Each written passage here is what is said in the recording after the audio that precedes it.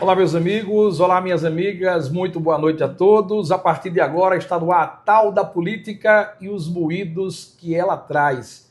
Todas as semanas, terças e sextas-feiras, entrevistas em estúdio com personalidades políticas da Paraíba. O nosso último entrevistado foi o senador Efraim Moraes, direto de Brasília, e ainda direto de Brasília, trazendo uma pauta extremamente importante com o comandante do MDB da Paraíba, senador que tem imensas proposituras pelo Estado, Veneziano Vital, e ele é candidato à reeleição ao Senado Federal. É o nosso convidado de hoje, senador Veneziano.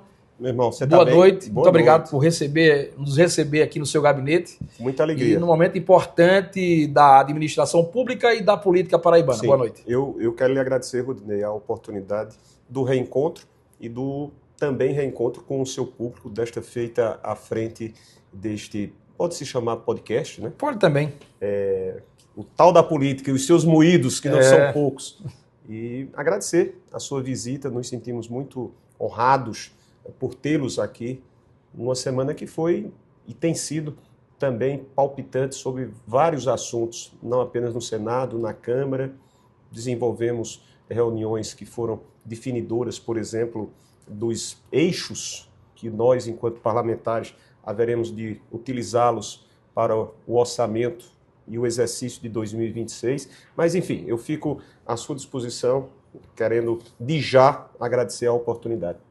Senador Veneziano, Brasília, eu sempre uso essa frase, que é onde tudo acontece.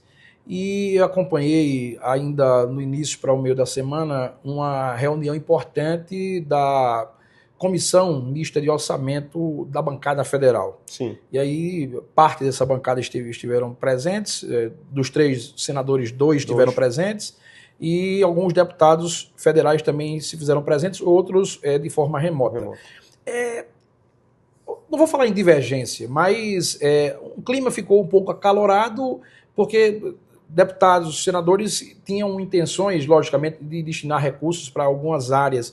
Eu queria que o senhor pudesse falar para quem está nos acompanhando agora, como é que isso funciona nos bastidores, e esse momento que a tal da política veio para Brasília é justamente um momento decisivo, onde os parlamentares paraibanos decidem para onde vai ser destinado os recursos, as emendas dos seus gabinetes. Perfeito. Então vamos tentar pedagogicamente, até porque são assuntos que não estão no dia a dia dos cidadãos. Então, nós somos uma composição de 15 parlamentares, 12 deputados federais, 3 senadores, e a cada próximo do final do ano, nós definimos os eixos, assim tecnicamente chamamos, que são as opções que cada parlamentar, de acordo com aquilo que ele haverá de priorizar para determinados assuntos, áreas e regiões, haverá de fazê-lo. No ano retrasado, portanto, há 2 anos, nós tínhamos a oportunidade de fazer 15 identificações. Houve uma série de debates, discussões, envolvendo inclusive o Supremo Tribunal Federal, que nós acompanhamos, estando à frente o ministro Flávio Dino, para fazer o que o STF identificava como necessário, uma arrumação, correções legais, e isso foi feito com tranquilidade entre o parlamento, as 2 casas, o STF, com novas definições. E nessas definições, uma delas foi exatamente de você enxugar, diminuir para 8 ao invés de 15. É evidente que algumas das alternativas deixariam de ser contempladas. Você teria que fazer, nós, coletivamente, escolhas. E foi isso que aconteceu. Ontem mesmo você dizendo assim, Vené, houve por parte de 2 companheiros integrantes mais vinculados ao governo do Estado, uma certa, vamos dizer, um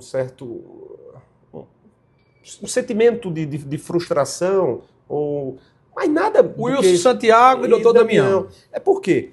Porque quando o deputado Damião disse, olha, é importante, o Estado está requerendo como uma das suas prioridades custeio na saúde. O custeio na saúde está preservado. Então, se eu ou qualquer um dos demais outros integrantes desejar colocar via governo do Estado recursos para custeá-la, nós poderemos fazer. Então, ele não estava entendendo a forma que ele poderia utilizar. Então, em síntese, em suma, nós atendemos as nossas instituições de formação superior e tecnológica, nós atendemos o eixo da segurança, que é fundamental, nós atendemos 3 eixos da saúde. Somente um detalhe importante, que nessa sala de comissão de debates estavam presentes Polícia Rodoviária Federal, estava presente também IFPB, né? Todos os diretores que integram o Instituto Federal, representantes da Universidade Federal, anteriormente já tinha passado e reunido-se conosco esses integrantes através da sua representação maior, professora Terezinha Domiciano. Pois bem, então, em regra geral, o que nós fizemos, e ao término você viu que o ambiente ficou bastante tranquilo, preservamos a BR-230, duplicação de Campina Grande até a Farinha, incluímos investimentos de mobilidade urbana, foi uma sugestão defendida pelo deputado Messinho e entendida pelos demais outros como importante para a região metropolitana da capital, portanto, incluindo aí Cabedelo, Bahia, Santa Rita e a própria, evidente, João Pessoa. E faltou alguma? Não, são essas 8. Né? E 3 de continuação, ou de continuidade, para obras da UFCG, Campina Grande e demais outros campi, o UFPB e o EPB. Então, cada um de nós terá a oportunidade de, nos valendo daquele montante de recursos, fazer a indicação a um desses eixos. Senador Veneziano, o Brasil vivencia um momento importante em definições também de como vai ficar a segurança pública. Muitos debates a partir das operações no Rio de Janeiro, e esse debate já veio para o Congresso Nacional. A Câmara dos Deputados e o Senado estão debatendo esse tema. Qual o seu posicionamento, já que a direita tem um posicionamento, a esquerda de fato tem outro posicionamento, o centro, parte dele defende ou parte critica. Qual a visão de Veneziano sobre esse cenário que vivemos hoje na segurança pública nacional? Olha, Rodinei, o problema da segurança não é um problema atual, é um problema que nós temos visto agravar-se nesses últimos 15, 20 anos, de forma muito constatável, porque está presente na sua casa, na minha, está presente nas escolas, está presente em todos e quaisquer ambientes, sejam públicos ou privados, ganhando contornos ainda mais perversos, porque tomado por estruturas, né, de organizações criminosas que se valem, muitas das vezes, de atividades de ambientes lícitos para lavar dinheiro, para se aproveitar com essa lavagem, legalizando recursos auferidos de forma ilícita, principalmente através das atividades de tráfico de drogas. Enfim, então isso ganhou contornos gerais. Todas as partes nós vivenciamos uma situação de periculosidade, de insegurança, de reações, de indignação muito próprio do cidadão. Ponto 1. O que eu fico incomodado é porque um assunto dessa gravidade, desse quilate, que requeriria de mim, de você, como profissional da imprensa, de todo e qualquer cidadão, porque somos, ao final, alvos da insegurança, requeriria de todos nós a seriedade e a racionalidade para tratar o assunto, de maneira técnica, de maneira científica, e o que nós mais temos observado, principalmente nesses últimos episódios, porque são episódios que se repetem, às vezes com hiatos, períodos, temporalmente falando, maiores, às vezes com períodos menores. O episódio do Rio de Janeiro, antes do episódio do Rio de Janeiro, outros houve, com gravidades também, não com o nível de letalidade, que foram 121 pessoas mortas, entre as quais, lastimavelmente, 4 profissionais da segurança. O que é que eu falo? Deveria, portanto, cada agente político, cada cidadão, se ater a como combater as suas causas, prevenindo-as, combater, por exemplo, através de uma incorporação de sentimentos, de envolvimentos que permitissem que os estados se mantivessem em contato com inteligências, porque hoje os crimes e os criminosos, eles passam, no momento em que estão sendo admoestados, entre aspas, no momento que se identifica a presença desses grupos, ou mesmo na individualidade desses que praticam crimes, eles saem para outros estados, eles saem até para fora do país. Então você precisa trabalhar com inteligência, você precisa trabalhar com parceria, você precisa fazer com que os estados possam ter a oportunidade da ajuda das instâncias federais, dos meios e equipamentos federais, que os municípios, mesmo com os poucos recursos que detêm, os poucos instrumentos, porque não é da sua responsabilidade primária a questão de tratar a segurança, mas pode nos ajudar com as guardas municipais, mas a gente não vê isso.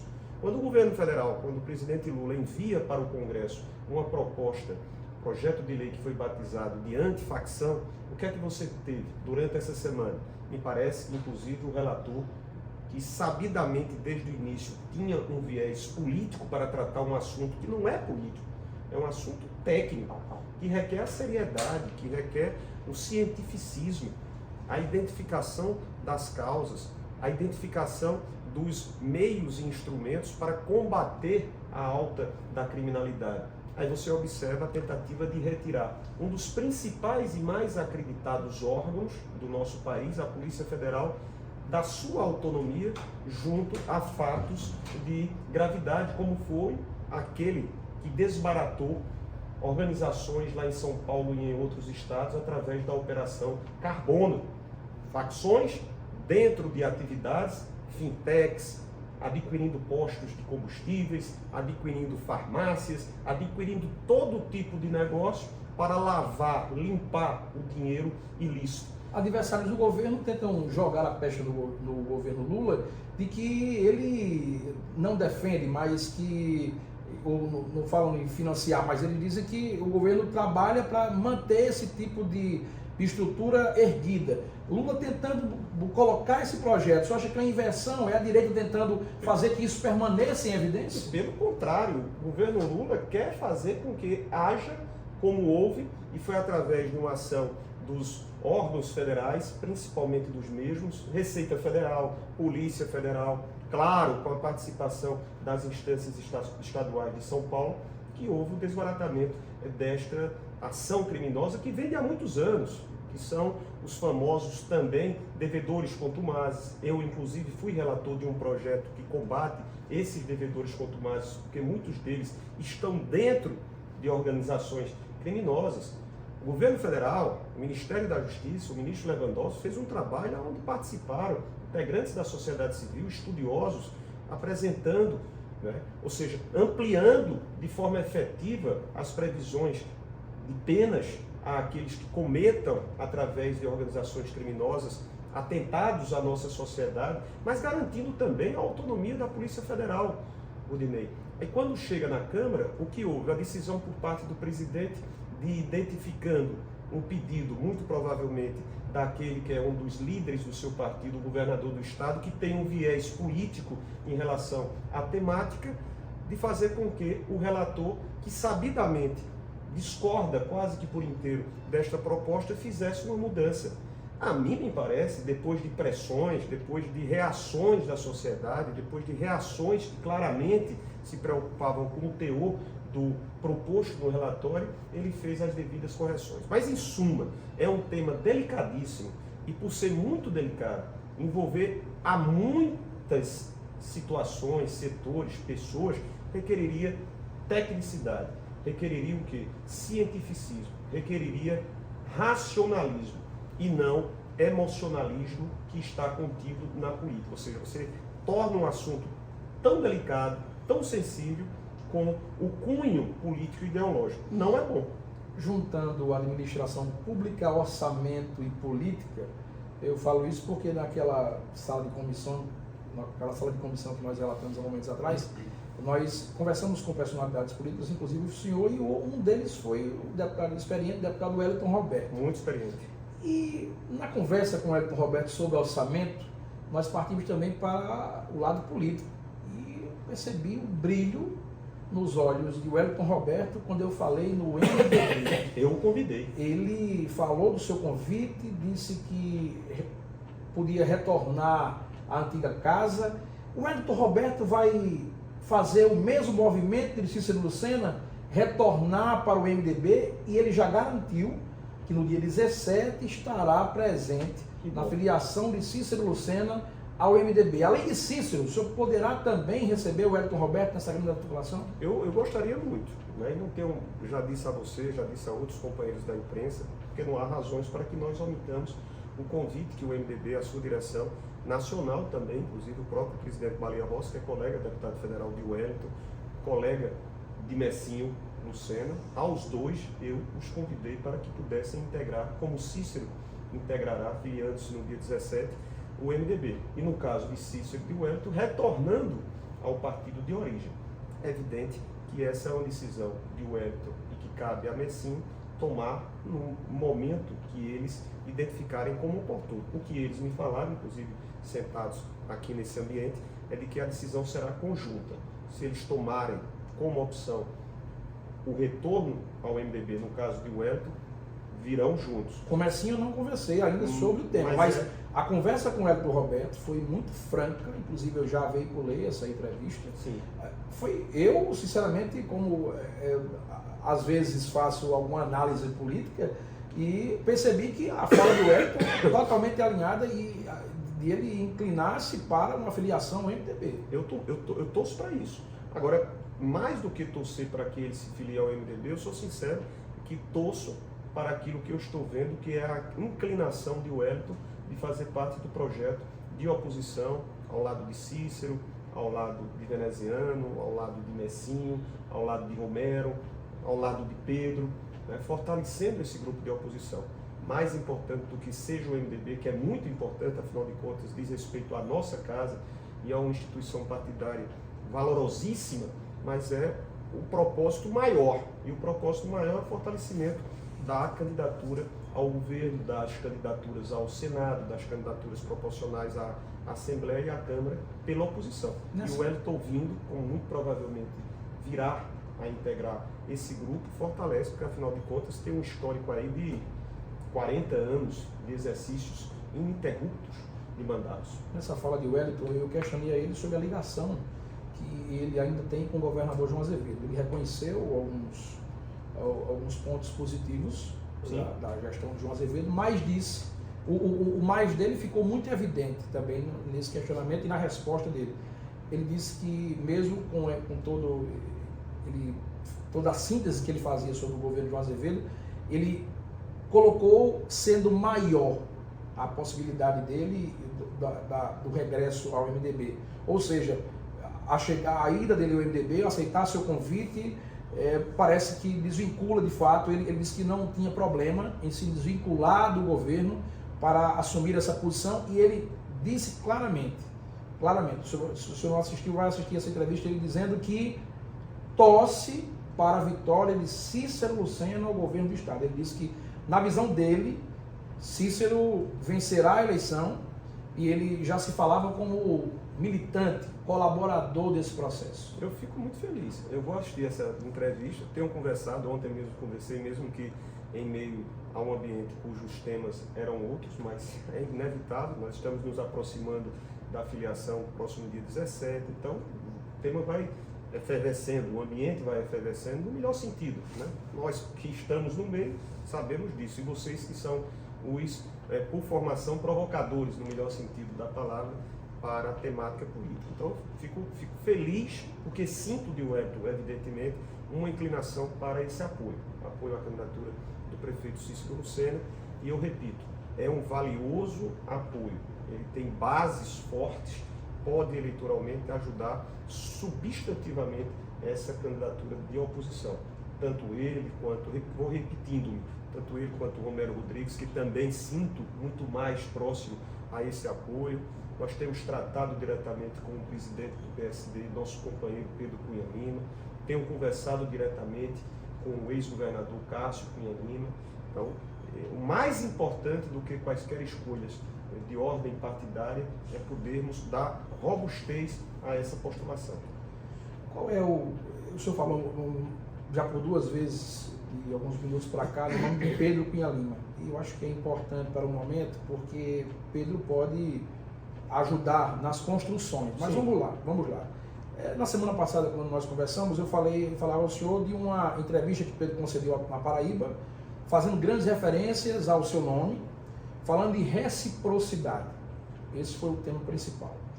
E aí um movimento aconteceu há 2 dias, é importante ser frisado, que no momento em que a tal da política, eu chegava aos gabinetes de deputados e senadores aqui em Brasília, um deles foi o gabinete do senador Efraim Moraes, na terça-feira, onde nós fizemos ao vivo, direto de lá. Sim. Na hora que eu adentrava o gabinete do senador Efraim, quem vinha saindo do gabinete era Pedro Cunha Lima. Certo. Acabaram de ter um encontro, uma reunião com Efraim. Certo. Especulou-se que seria para que ele reforçasse o acordo com Efraim, já que ele deseja que Pedro seja o seu vice. E a outra especulação que também na Paraíba se faz é que Pedro teria ido comunicar a Efraim a decisão dele de ficar com Cícero e atendendo o seu convite e a reciprocidade que ele falou em outrora. Na sua visão, o senhor não conversei. Posteriormente a esse encontro. O que é que o senhor acredita que nesse encontro pode ter sido? O senhor acha que ele foi mesmo avisar a Efraim que decidiu marchar nesse bloco com Cícero Lucena? E qual a síntese que o senhor faz da posição, da importância de Pedro Cunha Lima para o seu projeto e o projeto de Cícero Lucena? Então vamos começar por essa parte final, se você me permite. Sim. É fundamental o apoio de um cidadão muito correto. Nós constituímos um laço de afinidade pessoal, claro, fortalecido principalmente a partir de 2022, quando nós do MDB, não só eu, tivemos o gesto de manter a coerência.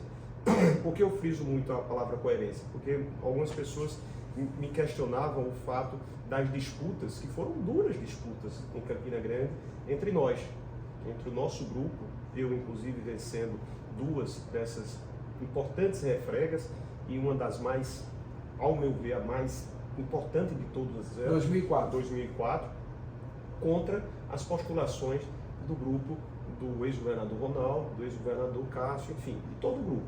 Eu disputei com o nosso saudoso Romulo Gouveia, que era muito difícil de se bater eleitoralmente, mas ganhei 2. Então, as pessoas perguntavam, mas veneziano, coerência, porque eu fui candidato pela oposição, você se lembra disso, os amigos lembram disso. Eu não tive a melhor sorte que Pedro teve, que foi passar para o segundo turno. Então, tem um estilo e um perfil. Ora, se eu fiz campanha durante o primeiro turno, questionando pontos que, ao meu ver, eram falhos e continuam falhos da administração João Azevedo, como é que o eleitor, quase 400 mil eleitores ou mais, enfim, eu nem me lembro, paraibanos iriam dizer, mas veneziano, há menos de 15, 20 dias você estava desconhecendo alguns fatos ou algumas práticas do governo João Azevedo e agora está de novo ao lado. Eu não faço isso. Então eu fui com muita tranquilidade, pedi aos meus companheiros, e praticamente 90% dos nossos integrantes MDBistas votaram em Pedro. E Pedro reconhece, Cássio reconhece, e em todas as oportunidades, entrevistado por você, entrevistado, enfim, por quaisquer confrades profissionais da imprensa, sempre faz questão de registrar. Ele inclusive diz assim, eu tenho um voto definido, que é o voto em Vené. Isso é muito importante, porque a política é feita com compromissos, com reconhecimento, com gratidão. Isso é muito bacana.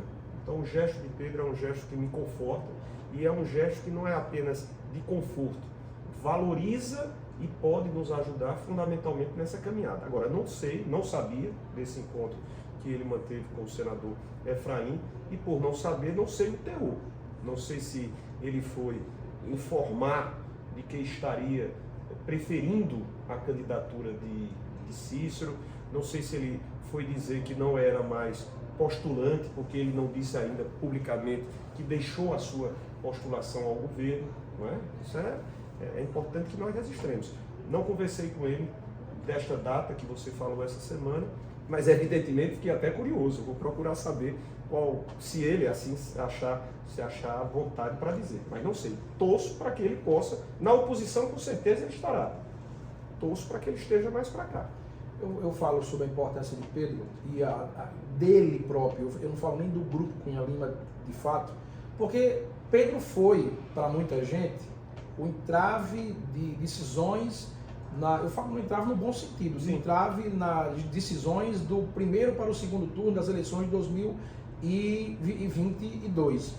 Se falava muito no Republicanos, poderia ter marchado com Pedro no segundo turno, e algumas indefinições ou algumas negativas de Pedro obstacularam a chegada dos republicanos e a permanência dos republicanos com João, deu a João a condição de se reeleger.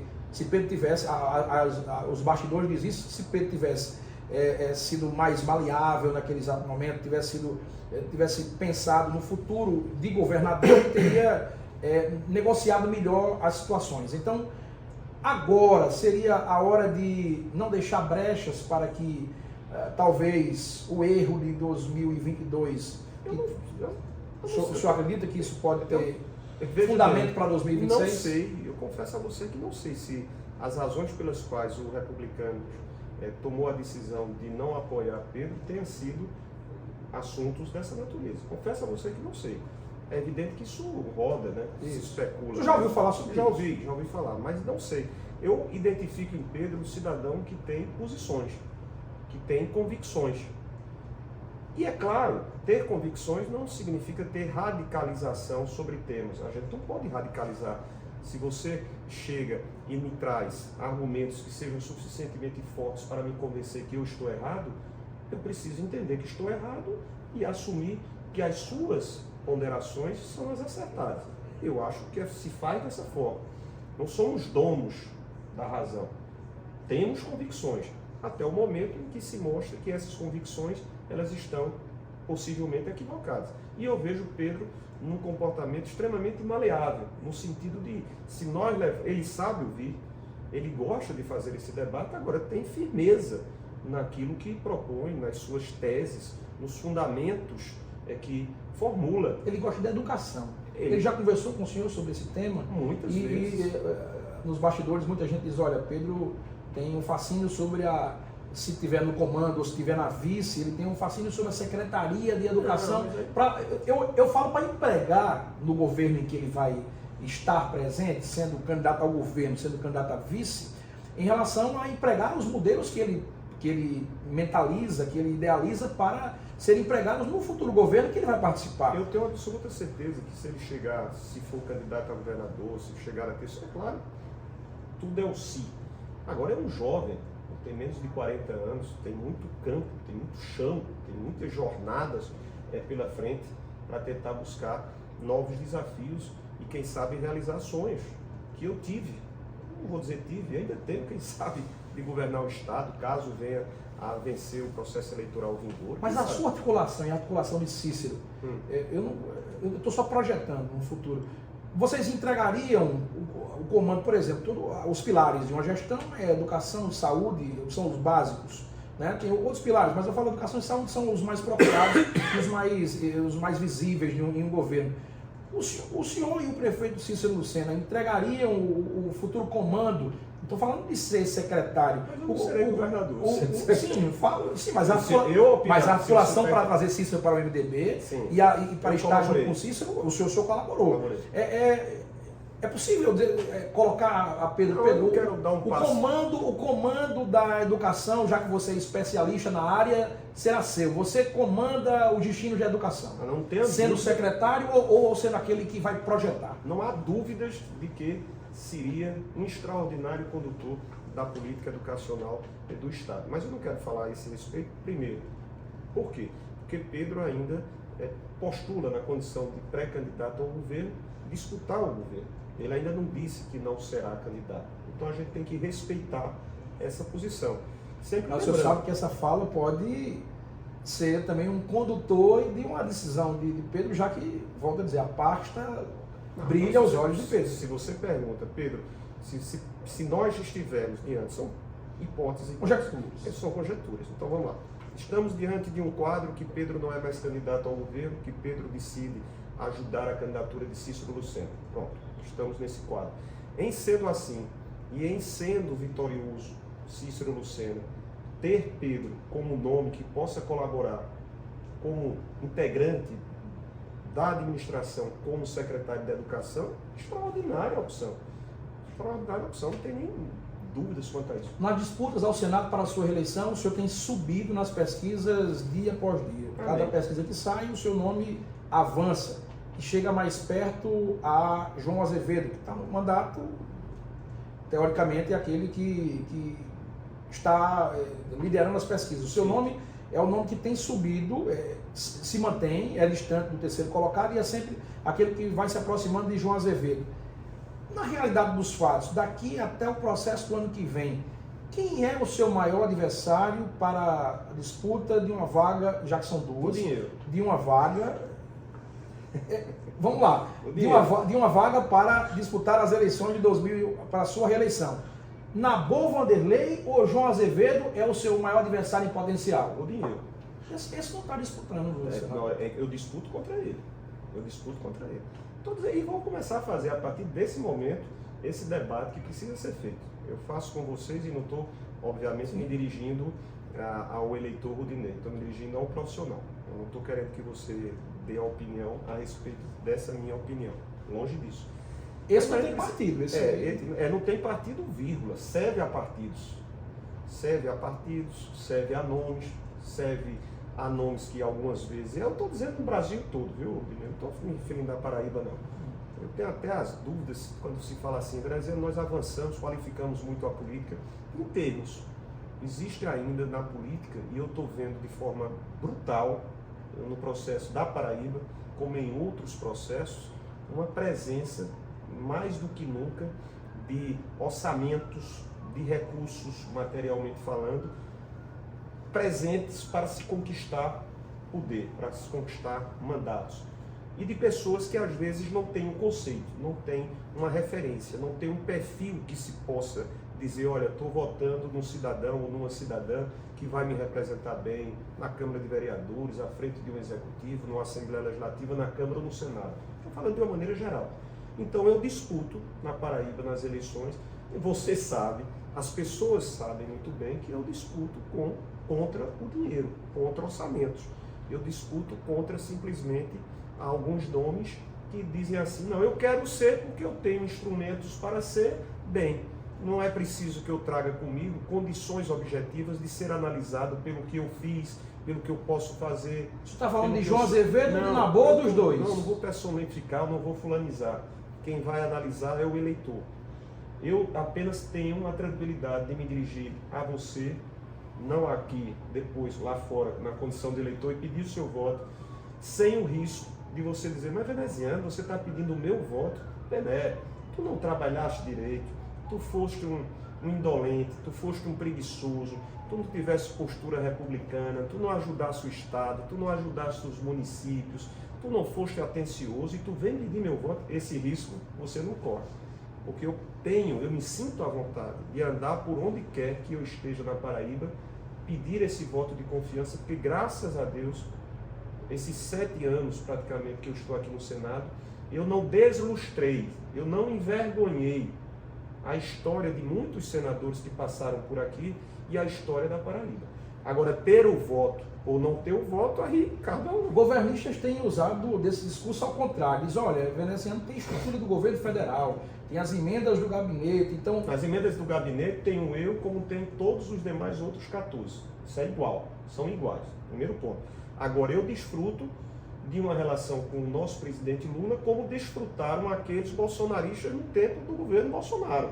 Agora, quem teve competência para, entre aspas, arrancar, levar, buscar, insistir, reivindicar, se apresente agora. Se outros que tiveram junto ao governo Bolsonaro não fizeram o mesmo, eu vou ser culpado?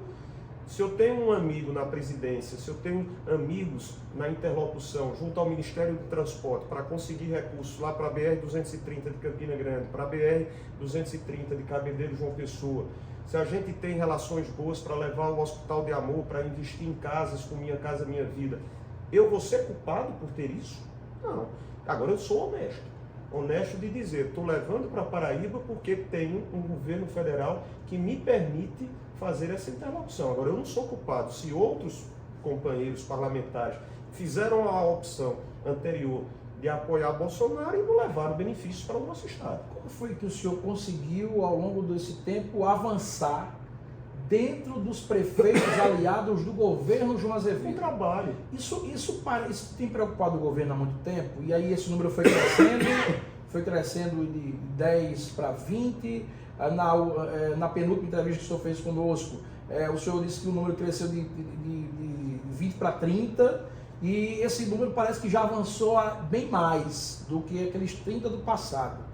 Quantos governistas o senhor já tem como parceiros? Há 3 meses eram 30, informação que já passam de 50. Queria que o senhor pudesse falar sobre como aconteceu essa relação de prefeitos governistas decidirem votar com o senhor. E aí o problema que gerou nas últimas semanas. Sim. Parte desses governistas votam com João Azevedo e Veneziano, e parte desses governistas estão surpreendendo. Estão votando com Nabor, Vanderlei e Veneziano. Como é que funciona essa matemática aí? Essa parte que diz respeito a eles é que tem que se entender. Isso é um fato. Não sou eu que tenho que adentrar. Você acha que eles não estão se entendendo? Eu não sei se estão combinando aí, ou se cada um é por si. Aí eu tenho que defender. O senhor acha que para cada um por si? Não sei. Eu tenho que defender um projeto que eu me orgulho de estar representando. Quando eu fui eleito em 2018, eu fiz grandes amizades. E muitos desses companheiros que em 2018 votaram em mim, que não puderam votar em mim para governador, mantiveram um laço. Porque ter a confiança, Rudinei, não é chegar de última hora, como estão fazendo alguns dos meus concorrentes, sem que tenha dado atenção durante esse período anterior, e chega para Rudinei e diz quanto é. Não é assim. Tem que ter respeito. Então as pessoas... Estão fazendo isso? Estão fazendo, claro, que você sabe. Estão fazendo e fazem assim de forma indecorosa, fazem de forma ofensiva, fazem de forma a desrespeitar, inclusive, achar que um gestor, ou não gestor, porque eu não estou me referindo apenas na relação com prefeito, prefeita, mas também com as oposições dos municípios, são mercadorias. Seus prefeitos estão me informando isso? Claro. Né? E praticamente todos eles, com raríssimas exceções, se mantêm firmes. Porque eles têm em mim, aqui nesse ambiente, uma pessoa que tem atendido desde o primeiro dia, que responde telefone, que responde mensagem, que quando pode dizer sim, diz, quando pode dizer não, é transparente, mas não é desatencioso, mas não se deixa encontrar, não se deixa receber, entendeu? Então, são laços que vão muito mais do que a política, são laços que vão dar confiança, porque eles sabem que se eu for senador novamente, terão 8 anos do veneziano que é atencioso, que é resolutivo, que busca, que defende, que luta pelas reivindicações dos Então você acha que esse sistema não consegue tirar o voto de veneziano? Meu irmão, até agora não. Sabe, até agora, são raras exceções de alguns companheiros, pouquíssimos, que não suportaram, mas enfim, e a gente compensa com outras conquistas.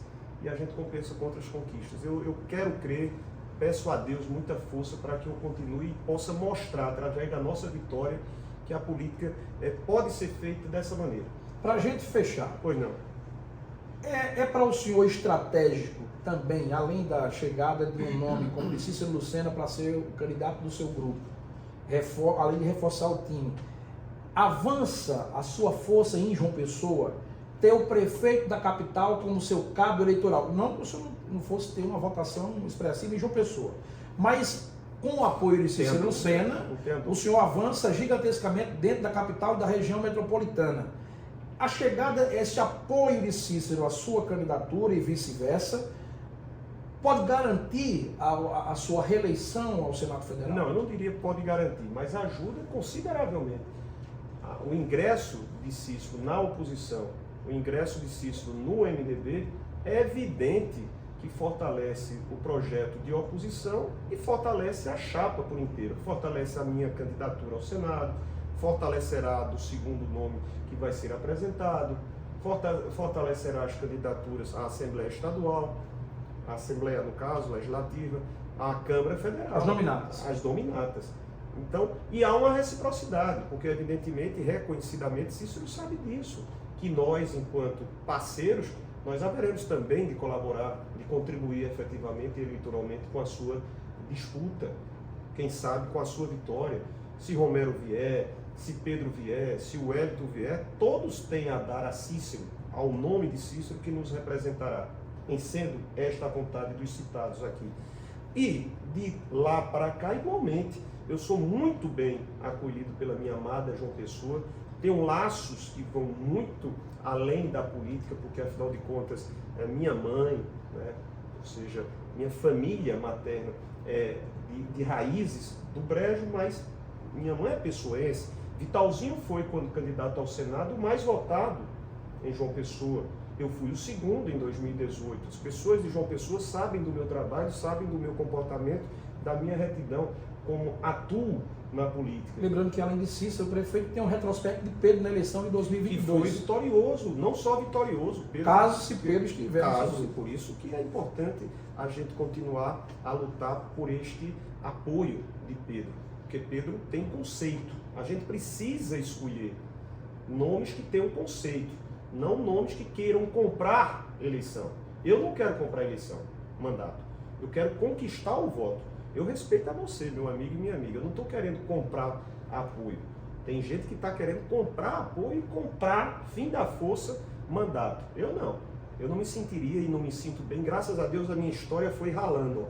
Ralando. Fui vereador 1, 2 vezes. Ganhei quando ninguém acreditava a Prefeitura de Campina. Fui reeleito. Tive 179 mil votos para deputado federal. Tive reveses? Tive, porque faz parte do processo. Mas ninguém vai apontar que qualquer uma das nossas vitórias se deu se não por força do argumento, se não por força do trabalho. Era o trabalho de uma que justificava que eu estivesse num outro exercício de mandato. Entendeu, Rodinei? Agora tem gente que está dizendo, eu quero ser porque fulano de tal quer que eu seja e fulano de tal tem instrumentos para eu ser. Analise. Para a gente fechar a tal da política de hoje. Sim. Para o Senado tem eleição que tem uma vaga, foi a eleição passada, para essa eleição são 2, mas 3 é impossível, a lei brasileira diz que é impossível. E aí o senhor citou a semana passada na Paraíba, que pelo menos é a teoria que o senhor apresentava, que Lula poderia, e o senhor disse que era o que o senhor imaginava, que o presidente Lula tinha 2 nomes, teoricamente, de sua preferência. Um deles o seu, pela sua proximidade. O segundo, o senhor próprio citou, que poderia ser João Azevedo, que ele já tinha dito isso ao senhor. Exato.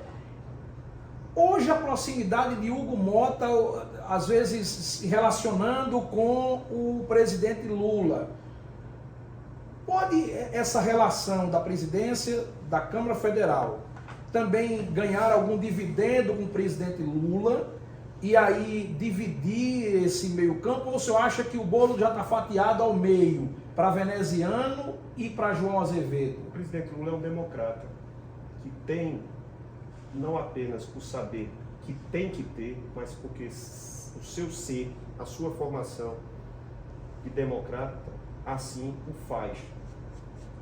Resumo, ele tem que manter as relações institucionais, políticas, com todas as casas, com todos os governadores, sejam governadores apoiadores ou não, bolsonaristas ou lulistas, deputados, senadores, bolsonaristas ou lulistas ou de outras opções. Ele tem que manter essas relações. Quem preside as 2 casas tem que ser recebido, tem que ter a oportunidade de conversar, porque os projetos tramitam por estas 2 casas congressuais.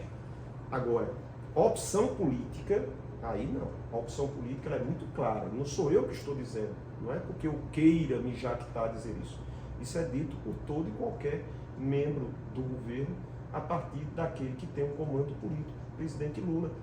Porque passou a ter comigo e eu com ele relação que vai além do fato de eu ter votado todas as vezes no presidente Lula desde 1989. A primeira eu votei em Brizola, mas no segundo turno eu votei em Luiz Inácio Lula da Silva. De lá para cá foram todas as vezes. Então eu não conquistei, senão através da confiança. E ele confia em mim. Ele sabe que eu não vou dar um para trás nele. Como alguns partidos lá na Paraíba, bem sabe o presidente, se locupletam no governo e sabidamente não votarão no presidente. Ou que tem meios para ajudar o povo brasileiro e com os instrumentos, portanto, estando em mandatos, tentam prejudicar o governo do presidente Lula. O senhor fala sobre o Mota? Não, estou falando, não vou personificar. Você sabe, né? Enfim. Então, meu irmão, lá o presidente Lula é muito correto, a ministra Gleisi, a presidenta Cida, o ex-governador Ricardo, meu querido deputado Luiz Couto, o vereador Marcos Henrique, a deputada Estela. Inclusive, o Ricardo já declarou voto. Natal da política é o seu nome. E eu quero agradecer porque já o fiz pessoalmente ao governador Ricardo. Então, o grupo do PT sabe que pode contar comigo aqui no Senado. E vai ser muito importante nessa eleição, porque afinal de contas nós estamos recompondo páginas que foram rasgadas durante os 4 anos anteriores ao terceiro governo do presidente Lula. Senador veneziano, lhe agradecer Obrigado, meu irmão. pela recepção do seu gabinete, ter atendido a tal da política nessa edição de sexta-feira, importante para fechar essa semana com uma entrevista, eu falo de alto nível, pela qualidade do entrevistado e até mesmo pelo ambiente que nós somos recebidos. Em Brasília tivemos as 2 edições da terça e da sexta-feira realizadas aqui ao vivo, direto da capital federal, então agradecer ao senhor pela disponibilidade de nos atender e sempre trazer pautas e não deixar perguntas sem respostas, porque sempre eu digo, a tal da política e os moídos que ela traz revela bastidores da política paraibana. Obrigado, senhor. Eu espero que você tenha gostado, você está dizendo isso. Espero que não tenha comprometido a sua seleta audiência. Muito feliz. Para mim e para todos os que fazem o gabinete, é motivo de alegria recepcioná-los da melhor forma possível, como todos os cidadãos paraibanos, porque aqui é a extensão da Paraíba no Senado Federal, literalmente é a extensão dos municípios e de cada um dos nossos conterrâneos. E trouxemos alguns moídos aí, né? Enfim, estou à disposição. Um abraço a todos. Hoje, na tal da política, nós conversamos com o senador paraibano Veneziano Vital, que está finalizando o seu mandato e está buscando reeleição para permanecer nessa casa aqui no Senado Federal. O programa fica por aqui, os bastidores a partir de agora vão estar aí disponíveis em recortes no nosso Instagram e também no YouTube. A Tal da Política, é só você clicar lá no sininho, se inscrever. A Tal da Política volta na próxima terça-feira com mais uma entrevista de bastidores da política, com muita polêmica e revelações das eleições de 2026. Fiquem todos com Deus. Terça-feira a gente volta. Tchau, tchau.